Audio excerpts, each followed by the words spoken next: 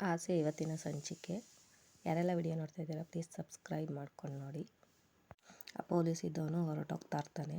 ಅವನು ಕೆಳಗಡೆ ಹೊರಟೋದ್ಮೇಲೆ ಸೂರ್ಯ ಹೇಳ್ದವನು, ಕೂತ್ಕೊಳ್ಳಪ್ಪ ಕೂತ್ಕೋ, ಕಷ್ಟಪಟ್ಟು ದುಡ್ದಿರೋ ದುಡ್ಡಲ್ಲಿ ತಿಂತಾ ಇರೋದು ಪೂರಿ, ತಿನ್ನು ಕೂತ್ಕೊಂಡು, ಎಲ್ಲ ಕೂತ್ಕೊಳ್ಳಿ ಅಂತ ಹೇಳ್ತಾನೆ. ಅವನು ಪೊಲೀಸ್ ಏನೋ, ಇವನ್ನೇನೋ ನೀನು ಕಾರ್ ಎತ್ಕೊಂಡು ಹೋಗಿದ್ದು, ಆ ಕೋಪಕ್ಕೆ ಏನೋ ನೀನು ರೇಗಿಸ್ತಾ ಇದ್ದಿದ್ದು ಅವನ್ನ ಅಂತ ಅವನ ಫ್ರೆಂಡ್ ಕೇಳ್ತಾ ಇರ್ತಾನೆ. ನಾನು ಯಾರನ್ನು ಕಂಡು ರೇಗಿಸಿಲ್ಲ ಕಣೋ, ಅವನೇ ನನ್ನ ದಾರಿಗೆ ಸುಮ್ಮನೆ ಅಡ್ಡ ಬರ್ತಾ ಇದ್ದಿದ್ದು ಅಂತ ಹೇಳ್ತಾನೆ ಸೂರ್ಯ. ಆಗ ಅವನ ಫ್ರೆಂಡು, ಅವ್ರ ಜೊತೆ ನಮ್ಗೆ ಯಾಕೋ ಗಲಾಟೆ, ಅವರು ನಮ್ಮನ್ನ ಬದುಕಕ್ಕೆ ಬಿಡಲ್ಲ ಕಣೋ. ಸುಮ್ಮನೆ ತಿನ್ನೋ, ಈ ಪ್ರಪಂಚದಲ್ಲಿ ಯಾರನ್ನ ಉದ್ಧಾರ ಮಾಡೋಕ್ಕೂ ಆಗಲ್ಲ, ಹಾಳು ಮಾಡೋಕ್ಕೂ ಆಗಲ್ಲ, ಸುಮ್ಮನೆ ತಿನ್ನೋ. ಅವ್ನ ಫ್ರೆಂಡ್ಗಿದ್ದವನಿಗೆ ಫೋನ್ ಬರುತ್ತೆ. ಟ್ರಿಪ್ ಬಂತು ಕಣ ಸೂರ್ಯ, ನಾನು ನೋಡ್ತೀನಿ ಅಂತ ಹೇಳ್ತಾನೆ. ಸರಿ ನೀನು ಆಯಿತು ಹೊರಡು ಅಂದ. ಇಲ್ಲ ನೀನು ಬಾರೋ ಅಂತ ಹೇಳ್ತಾರೆ. ನಾನಿನ್ನೂ ಒಂದು 4 ಪ್ಲೇಟ್ ತಿಂದು ಬರ್ತೀನಿ ಹೋಗೋ ಅಂತ ಅವ್ನ ಫ್ರೆಂಡ್ಗೆ ಹೇಳ್ತಾನೆ. ಅವನು ಆಗ ಹೊರಡ್ತಾನೆ. ಅವ್ನು ಕೆಳಗಡೆ ಬರ್ತಾ ಇರ್ಬೇಕಾದ್ರೆ ಪೊಲೀಸು ಅಲ್ಲೇ ನಿಂತಿರ್ತಾನೆ. ಅವ್ನ ಕಾರ್ ನಂಬರ್ನ ನೋಟ್ ಮಾಡ್ಕೊತಾನೆ ಅವ್ನ ಫ್ರೆಂಡು. ಅದಾದಮೇಲೆ ಮೀನಾ ಅವ್ರ ಅಮ್ಮನ ಮನೆಯಲ್ಲಿ ಕನಕಂಗೆ ಎಲ್ಲ ರೆಡಿ ಮಾಡೋಕ್ಕಾಗಲ್ಲ ಹಾಗೆ ಹೀಗೆ ಅಂತ ಅವ್ರ ಅಮ್ಮ ಹೇಳ್ತಾ ಇರ್ತಾರೆ. ಅದೇ ಟೈಮ್ಗೆ ಮೀನಾ ಬರ್ತಾಳೆ. ಬಾ ಮೀನಾ ಅಂತ ಹೇಳ್ತಾರೆ. ಏನು ಸಮಾಚಾರ ಅಂತ ಸೂರ್ಯ ನನಗೆ ಇರ್ತಾನೆ. ಮೀನಾ ಚಂದ್ರನಂಗಾಗಿ ಅದೇ ಕೆಲಸನೇ ಇರುತ್ತೆ, ಅವ್ರಿಗೆ ಇದ್ದಿದ್ದ ಕೆಲಸ ನನಗಿದ್ದಿದ್ದ ಕೆಲಸನೇ ಇರುತ್ತೆ ಹಾಗೆ ಹೀಗೆ ಅಂತ ಹೇಳ್ತಾ ಇರ್ತಾಳೆ. ಈ ವಿಷಯ ಕೇಳ್ಪಟ್ಟೆ ಕಣೆ, ಅದೇನೋ ವೀಡಿಯೋನ ಇದು ಮಾಡಿಸ್ದಂತೆ ಅಂತ ಹೇಳ್ತವ್ರೆ.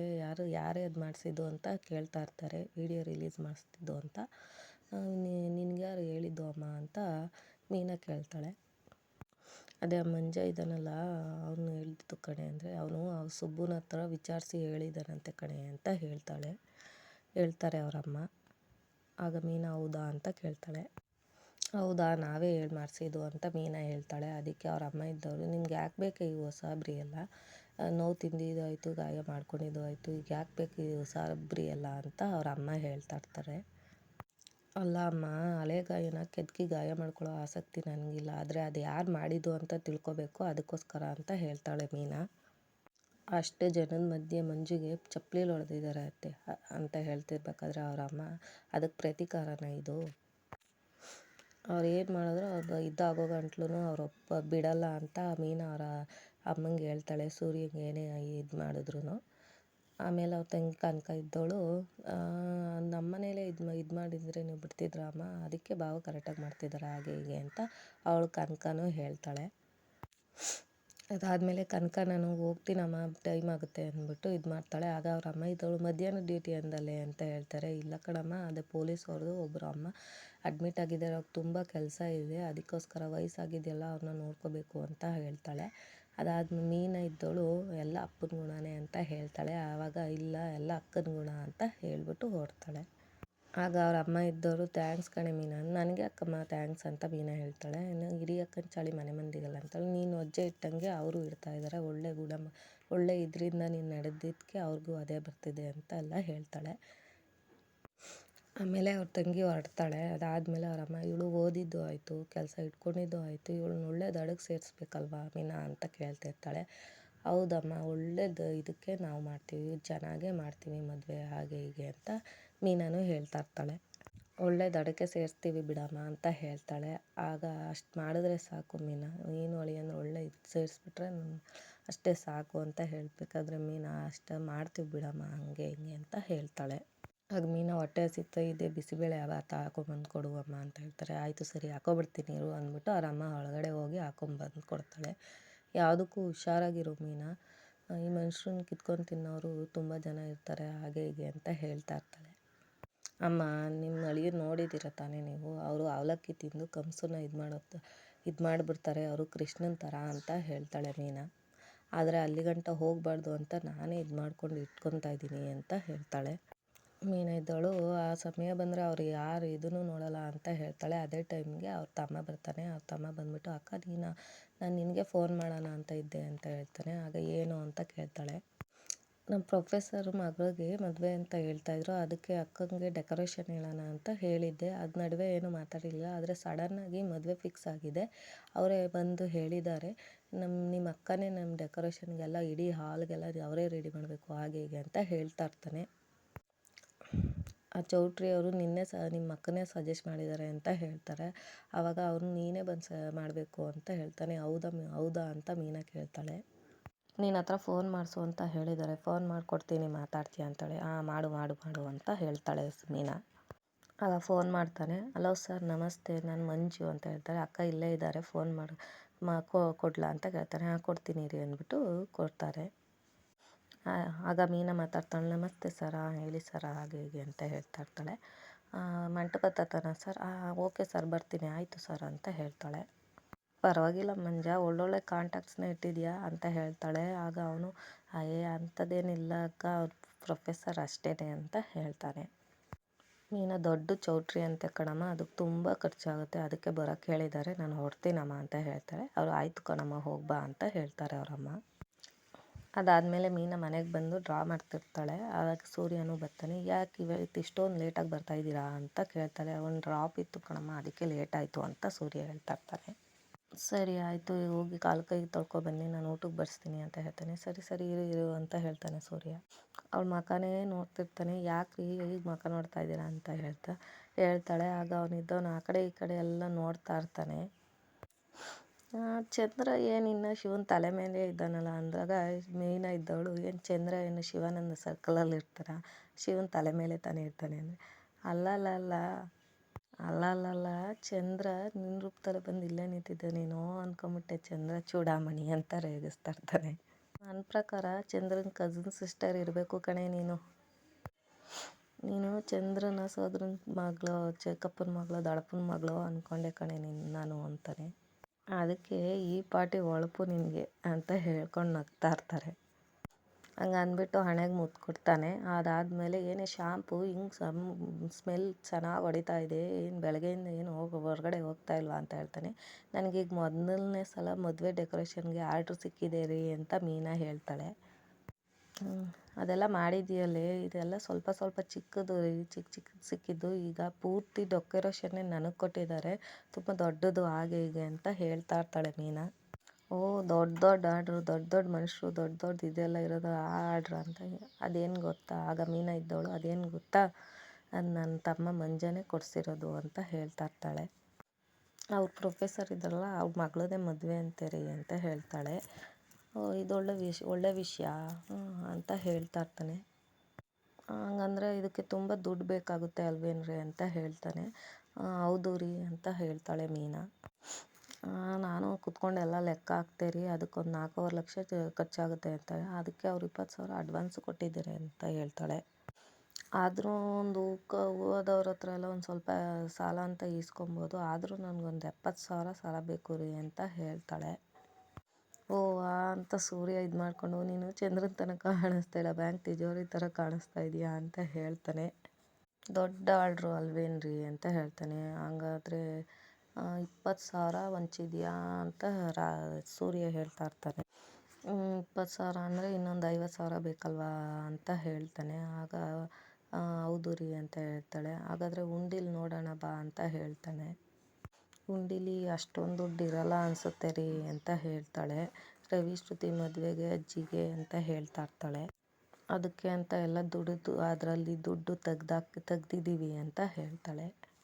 ಅದಕ್ಕೆ ಸೂರ್ಯ ಈಗ 50,000 ಅಂದರೆ ಸಾಲನೂ ತರೋದು ಅಂತ ಎಲ್ಲ ಹೇಳ್ತಾ ಇರ್ತಾನೆ. ಆಗ ಮೀನಾ ಸಾಲ ಎಲ್ಲರೇ ಬೇಡ ರೀ, ಬಡ್ಡಿ ಕಟ್ಟೋಕ್ಕಾಗಲ್ಲ ಅಂತ ಹೇಳ್ತಾ ಇರ್ತಾಳೆ. ಹಾಗೆಲ್ಲ ಯೋಚನೆ ಮಾಡ್ತಿರ್ತಾರೆ ಇಬ್ಬರೂ. ನನಗೊಂದು ಅನ್ನಿಸ್ತಿದೆ ಹೇಳಲ್ಲ ಅಂತ ಹೇಳ್ತಾಳೆ ಮೀನಾ. ಅದಕ್ಕೆ ಏನು ಅಂತ ಕೇಳ್ತಾನೆ. ಅಂದು ರವಿ ಶ್ರುತಿ ಹತ್ರ ನಾವು ದುಡ್ಡು ಇಸ್ಕೊಂಡು ನಮಗೆ ದುಡ್ಡು ಬರ್ತಿದ್ದಂಗೆ ಅಂತಲೇ ಕೊಟ್ಬಿಡೋಣ ಅಂತ ಹೇಳ್ತಾಳೆ.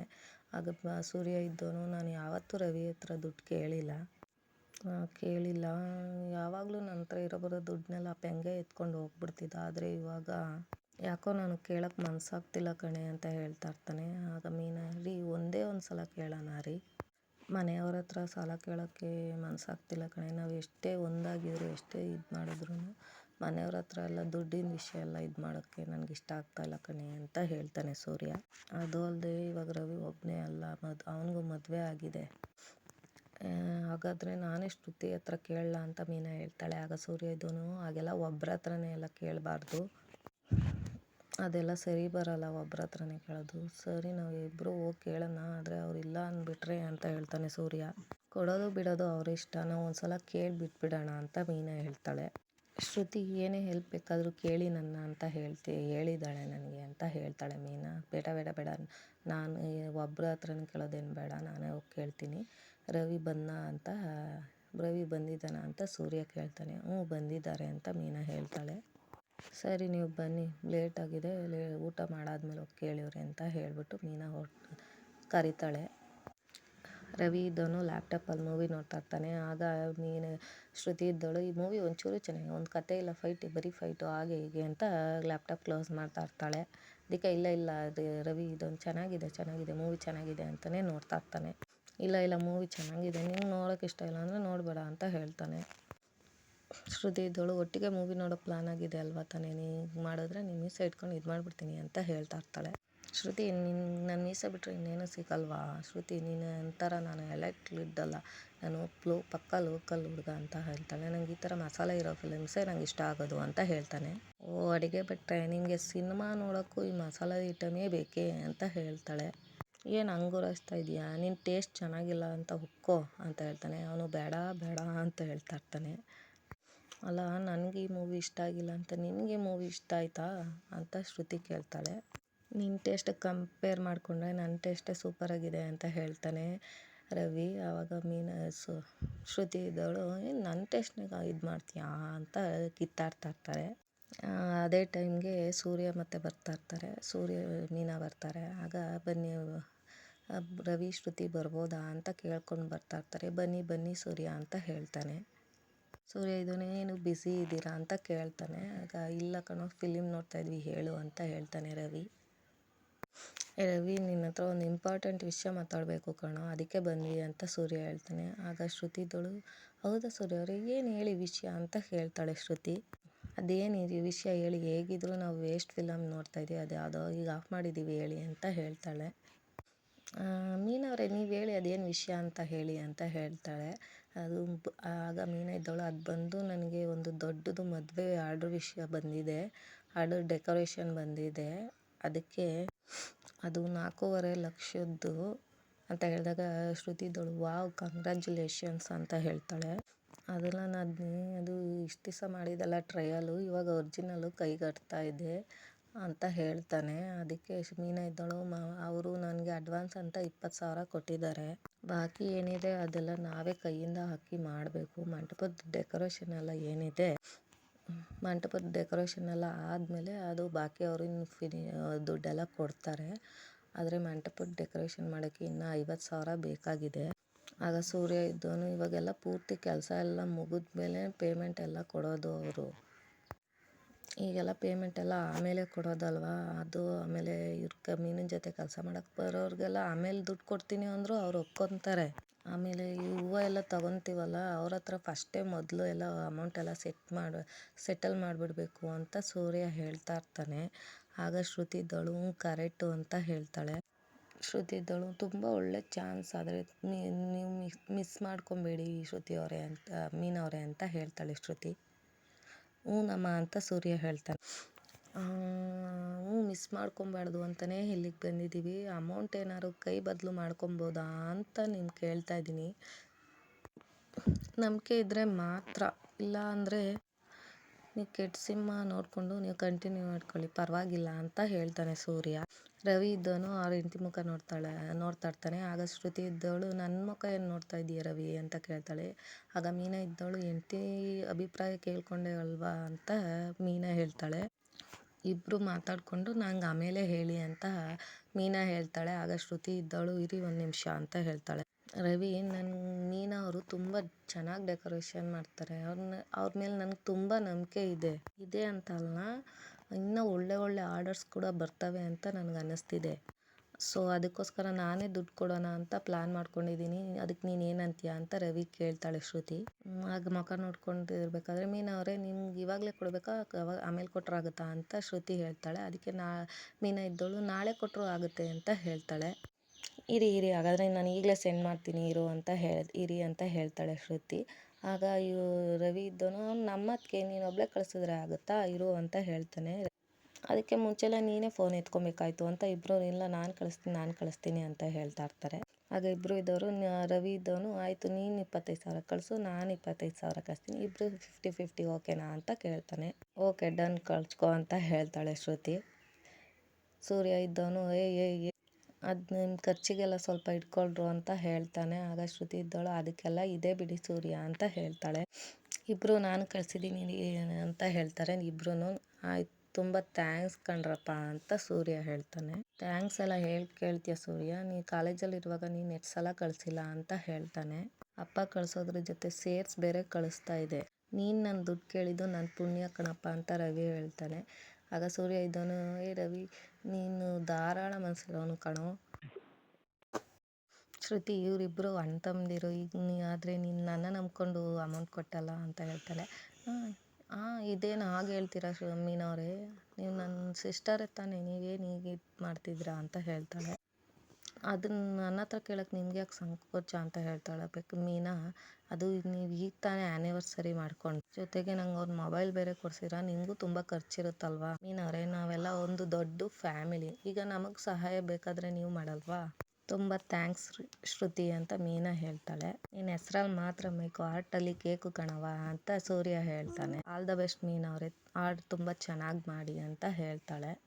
ಅದಾದಮೇಲೆ ಅವರಮ್ಮ ಭರತನಾಟ್ಯ ಹೇಳ್ಕೊಡ್ತಿರ್ತಾಳೆ. ಶಾಂತಿ ಇದ್ದವಳು ಅವಳು ಡ್ಯಾನ್ಸ್ ಕಲಿಯೋಕ್ಕೆ ಅಂತ ದುಡ್ಡು ಕೊಟ್ಕೊಂಡ್ಬಂದಿರ್ತಾಳಲ್ಲ, ಅವಳಿಗೆ ಏನು ಇಷ್ಟು ಬೇಗ ಕಲ್ತ್ಬಿಟ್ಟಿದ್ದೀರಾ ನೀವು ಅಂತ ಹೇಳ್ತಾಳೆ. ಅವಳಿದ್ದವಳು ಆಗ ನಾವು ಚಿಕ್ಕ ವಯಸ್ಸಿಂದನೇ ಸ್ಕೂಲು ಕಾಲೇಜ್ ಅಂತ ಎಲ್ಲ ಕಲ್ತ್ಕೊಂಬಿಟ್ಟಿದ್ದೀವಿ ಅಂತ ಹೇಳ್ತಾ ಇರ್ತಾಳೆ. ನೀವು ನಾಟ್ಯದಲ್ಲಿ ಪ್ರವೀಣೆ ಅಂತ ಎಲ್ಲ ಹೇಳ್ತಾಳೆ ಅವ್ರಿಗೆ, ಅವ್ರ ಮಾಸ್ಟ್ರಿಗೆ. ನೀವು ಮಾಸ್ಟರು ಅಂತ ಹೇಳ್ತಾಳೆ. ನಮ್ಮ ಆಸೆಗಳನ್ನ ಈಡೇರಿಸ್ಕೊಳ್ದೆ ಹೇಗೆ ಅಂತ ಹೇಳ್ತಾ ಇರಬೇಕಾದ್ರೆ ಅವಳು ಶಾಂತಿ ಇದ್ದವಳು ನಾನು ಚಿಕ್ಕ ವಯಸ್ಸಿಂದನೂ ಹೀಗೆ, ನಾನು ಚಿಕ್ಕ ವಯಸ್ಸಿಂದ ಕಲ್ತಿದ್ದಲ್ವ, ಅದಾದಮೇಲೆ ಮದುವೆ ಆಯಿತು, ಮನೆ ಮಕ್ಕಳು ಅನ್ನೋದೇ ಆಗೋಯ್ತು ಅಂತ ಹೇಳ್ತಾ ಇರ್ತಾಳೆ. ಇಷ್ಟು ವರ್ಷ ಆದಮೇಲೆ ನನ್ನ ಕಾಲಿಗೆ ಮತ್ತೆ ಗೆಜ್ಜೆ ಕಟ್ಟೋ ಅವಕಾಶ ಸಿಕ್ತು ನೋಡಿ ಅಂತ ಹೇಳ್ತಾ ಇರ್ತಾಳೆ ಶಾಂತಿ. ಆಮೇಲೆ ಅವ್ರಿಗೆ ನೀವು ಇದೇ ಥರ ಪ್ರಾಕ್ಟೀಸ್ ಮಾಡ್ತಾಯಿದ್ರೆ ಆದಷ್ಟು ಬೇಗ ನೀವು ದೊಡ್ಡ ಸ್ಥಾನಕ್ಕೆ ಬರ್ತೀರಾ ಅಂತ ಹೇಳ್ತಾಳೆ ಅವ್ರಿಗೆ. ಆಗ ಅಲ್ಲಿದ್ದವನು ಇನ್ನೊಬ್ಬ ನಾನು ಇದೇ ಥರ ಸಾಧನೆ ಮಾಡ್ತೀನಲ್ವ ಟೀಚರ್ ಅಂತಾರೆ. ನಿನ್ನ ಕಡೆ ಗಮನ ಕೊಟ್ಟರೆ ನೀಟಾಗಿ ನೀನು ಆಗ್ತೀಯ ಅಂತ ಹೇಳ್ತಾರೆ. ಅದೇ ಟೈಮ್ಗೆ ಅವ್ರಿಗೆ ಒಂದು ಕಾಲ್ ಬರುತ್ತೆ, ನಾವು ಅದ್ರ ಕಡೆ ಎಲ್ಲ ಗಮನ ಕೊಡೋಲ್ಲ ಅಂತ ಹೇಳ್ತಾ ಇರ್ತಾಳೆ. ನಮಗೆ ಶ್ರದ್ಧೆಯಿಂದ ಇರಬೇಕು ಅಂತ ಎಲ್ಲ ಹೇಳ್ಕೊಟ್ಟಿದ್ದಾರೆ ನಮ್ಮ ಮಾಸ್ಟರು ಅಂತ ಹೇಳ್ತಾ ಇರ್ತಾಳೆ ಅವ್ರನ್ನ. ಆಗ ಪರವಾಗಿಲ್ಲ ನೀವು ಹೋಗಿ ಮಾತಾಡ್ಕೊಂಬನ್ನಿ ಅಂತ ಶಾಂತಿ ಹೇಳಿ ಕಳಿಸ್ತಾಳೆ. ಫೋನಲ್ಲಿ ಹೇಳು ಅಂತ ಹೇಳ್ತಿರ್ಬೇಕಾದ್ರೆ ಅಕ್ಕ ನಮ್ಮ ರೆಗ್ಯುಲರ್ ಇದರಲ್ಲಿ ಒಂದು ಮದುವೆ 16ನೇ ತಾರೀಕು ಫಿಕ್ಸ್ ಆಗಿದೆ ಅಕ್ಕ ಅಂತ ಹೇಳ್ತಾರೆ. ಅದಾದಮೇಲೆ ಅದನ್ನೇ ಯಾಕೋ ನನ್ನ ಕೈಯಲ್ಲಿ ಹೇಳ್ತಾ ಇದೆಯಾ ಅಂತ ಹೇಳ್ತಿರ್ಬೇಕಾದ್ರೆ ಲಕ್ಷ್ಮಿಗೆ ಹೂವು ಕೊಟ್ಟು ಹೇಳು, ನಮಗೆ ನಮ್ಮ ಹುಡುಗರಿಗೆಲ್ಲ ರೆಡಿ ಆಗಿರೋಕ್ಕೆ ಹೇಳು ಅಂತ ಹೇಳ್ತಾ ಇರ್ತಾಳೆ. ಅಕ್ಕ ಒಂದು ನಿಮಿಷ ನನ್ನ ಮಾತನ್ನು ಪೂರ್ತಿಯಾಗಿ ಕೇಳಿ ಅಂತ ಹೇಳ್ತಿರ್ತಾನೆ. ಏನು ಹೇಳೋ ಆ ಆರ್ಡ್ರು ನಮಗೆ ಸಿಕ್ಕಿಲ್ಲ ಕಣಕ್ಕ ಅಂತ ಹೇಳ್ಬೇಕಾದ್ರೆ ಏನು ಹೇಳ್ತಾ ಇದೆಯೋ ಅಂತ ಹೇಳ್ತಾಳೆ. ಯಾಕೋ ನಮಗೆ ಸಿಕ್ಕಲಿಲ್ಲ ಅಂದರೆ ಕಾರಣ ನಿಮಗೆ ಗೊತ್ತಿಲ್ವಾ ಅಕ್ಕ, ಈ ಆರ್ಡ್ರೂ ಮೀನಾಗೆ ಸಿಕ್ಕಿದೆ ಅಂತ ಹೇಳ್ತಾನೆ. ನಾನು ಆ ಹುಡುಗನ ಕರ್ಕೊಂಡೋಗಿ ಮ್ಯಾನೇಜರ್ಗೆ ಬುದ್ಧಿ ಕಲಿಸ್ಲಾ ಅಂತ ಹೇಳ್ತಾನೆ. ಆಗ ಬೇಕಾಗಿಲ್ಲ ಅಂತ ಹೇಳ್ತಾಳೆ. ಬೇಕಾಗಿಲ್ಲ, ಇದನ್ನು ನನ್ನ ಸ್ಟೈಲ್ ನಾನೇ ಡೀಲ್ ಮಾಡ್ತೀನಿ ಅಂತ ಹೇಳ್ತಾಳೆ. ಅದಾದಮೇಲೆ ಒಳಗಡೆ ಬರ್ತಾಳೆ. ಆವಾಗ ಅವಳು ಶಾಂತಿ ಇದ್ದವಳೆ ಮಾಡ್ರೋ ಸರಿಯಾಗಿ ಮಾಡ್ರೋ ಹಾಗೆ ಹೇಗೆ ಅಂತ ಹೇಳ್ತಾ ಇರಬೇಕಾದ್ರೆ ಅವಳು ಬಂದು ಮಕ್ಕ ಇದು ಮಾಡ್ಕೊಂಡು ನಿಂತಿರ್ಬೇಕಾದ್ರೆ ಹೇಳ್ರಿ ಏನಾಯ್ತು ರೀ ಅಂತ ಹೇಳ್ತಾ ಇರ್ತಾಳೆ. ಹೌದು ಇಷ್ಟೊತ್ತು ಗಂಟೆ ಚೆನ್ನಾಗಿದ್ರಿ, ಫೋನಲ್ಲಿ ಮಾತಾಡ್ಕೊಂಬಂದ್ಮೇಲೆ ಏನಾಯಿತು ಅಂತ ಕೇಳ್ತಾ ಇರ್ತಾರೆ. ಅಯ್ಯೋ ಏನಿಲ್ಲ ಬಿಡ್ರಿ ಅಂತ ಹೇಳ್ತಾ ಇರ್ತಾಳೆ. ಏನಿಲ್ಲ ನೀವು ಮುಂದುವರಿಸಿ ಅಂತ ಹೇಳ್ತಾರೆ. ಇರ್ರಿ ನೀವು ಅದೇನು ಅಂತ ಹೇಳಿ ಅಂತ ಹೇಳ್ಬಿಟ್ಟು ಎಲ್ಲ ಮಕ್ಕಳ ಒಂದು ಸ್ವಲ್ಪ ಬ್ರೇಕ್ ತೊಗೊಳ್ಳಿ ಅಂದ್ಬಿಟ್ಟು ಅವ್ರನ್ನೆಲ್ಲ ಕಳಿಸ್ತಾಳೆ.